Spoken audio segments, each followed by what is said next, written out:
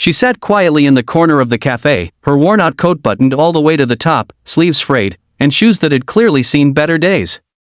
Her hands trembled slightly as she held a chipped cup of tea, eyes darting to the door every few seconds. Every time the little bell above it jingled, her heart leapt and then sank again. She had never been on a blind date before.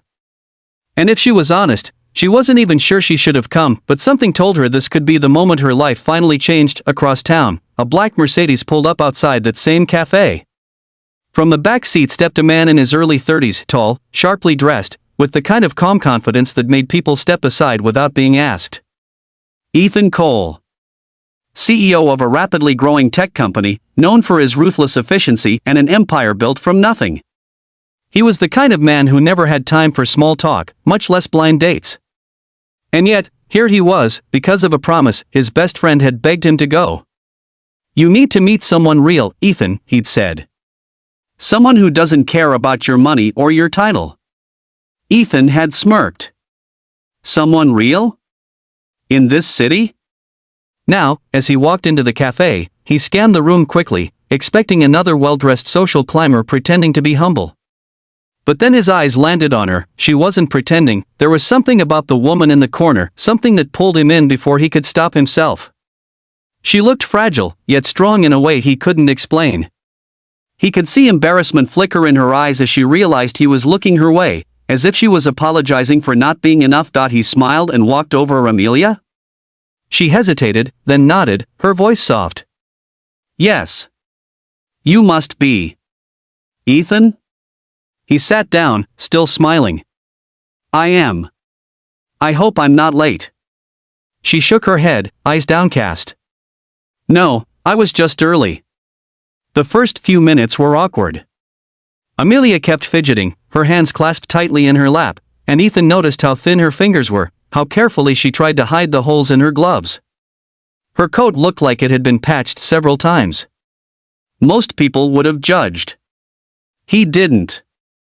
He found himself wanting to know her story. "So, what do you do, Amelia?" he asked gently. "I'm looking for work right now," she said quietly.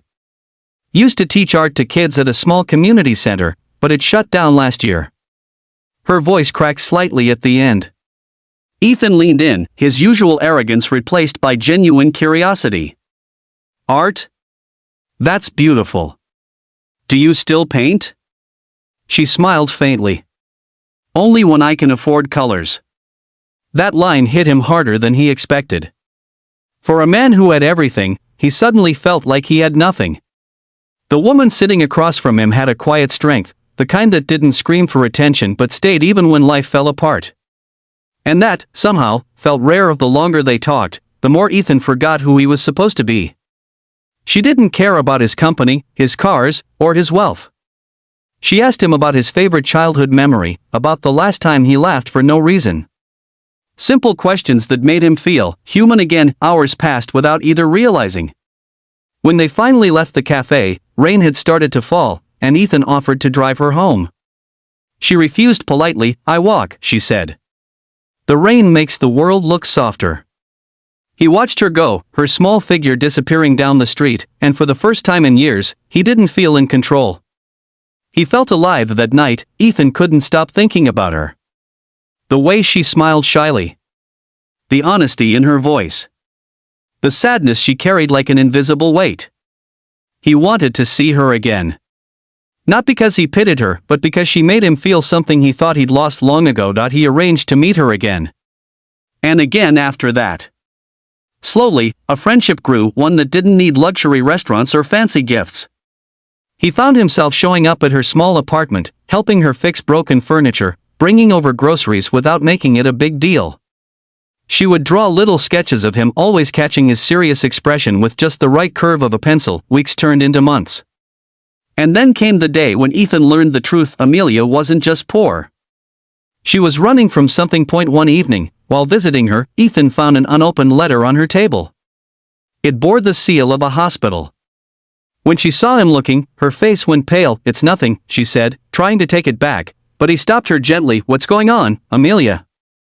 Tears welled in her eyes. "It's not fair to you, Ethan. You've been so kind, but I don't have much time." He froze. What do you mean? She took a deep breath, voice trembling. I was diagnosed with a heart condition last year. The treatment costs too much. That's why I lost my job, couldn't keep up. That's why I live like this. I didn't want anyone's pity. Especially yours. For a moment, silence filled the room. Then Ethan reached across the table and took her hand. You think I care about that? Amelia, I fell in love with the way you see the world, not what you can give me. She tried to pull away, but he held her hand tighter. You showed up that first day dressed like a beggar, and I've never seen anyone more beautiful. Her tears fell freely now, and he pulled her close. That night, he made her a promise that he would fight for her life as fiercely as he'd built his company. Months later, with his connections and resources, Ethan found a specialist willing to treat her. The surgery was risky, but Amelia agreed because for the first time in years, she wanted to live. The operation lasted hours. Ethan waited outside, pacing, praying, remembering every moment they'd shared. When the doctor finally came out, the look in his eyes said it all. She made it, the doctor said softly. She's going to be fine. Ethan broke down right there in the hallway. When Amelia woke up, the first person she saw was him, eyes red, holding her hand, smiling through tears. You kept your promise, she whispered weakly. Always, he said. You just had to give me the chance to love you. Years later, they'd often return to that same cafe, sitting in the same corner. She still wore that old coat sometimes, patched and faded, but now it had a story. A story of how a woman who thought she was invisible ended up being seen by the one man who looked beyond everything the world valued, and whenever people asked Ethan how a CEO could fall for someone like her, he'd just smile and say, she showed up to a blind date dressed like a beggar, but I saw an angel trying to survive. Then he'd look at her and add softly, and she taught me what real love looks like.